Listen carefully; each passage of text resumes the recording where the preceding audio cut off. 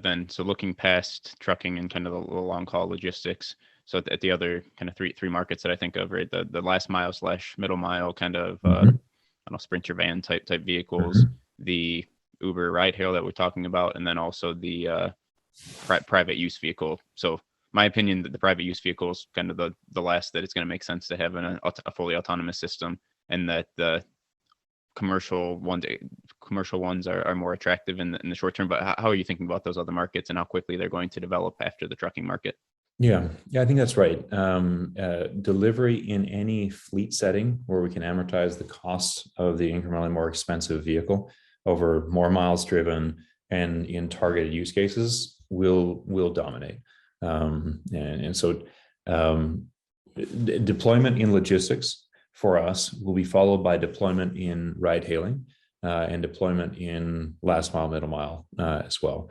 So our logistics product horizon will evolve from, combination trucks pulling 53-foot dry vans and reefers to combination trucks pulling flatbeds to box trucks and light commercial vehicles in the delivery of kind of middle and last mile. Our ride hailing product drafts initially off of the truck product. And I referenced earlier how you do that, right? When you're driving highways and you're driving kind of arterials, turns out that's mostly what you drive when you're doing airport trips to hotel districts. You can kind of pick off this kind of trip and then expand from there. Now, if you think about highway as the backbone or high-speed roads as the backbone, we expand incrementally with the ride-hailing product in terms of capabilities, and then truck in turn drafts off of that.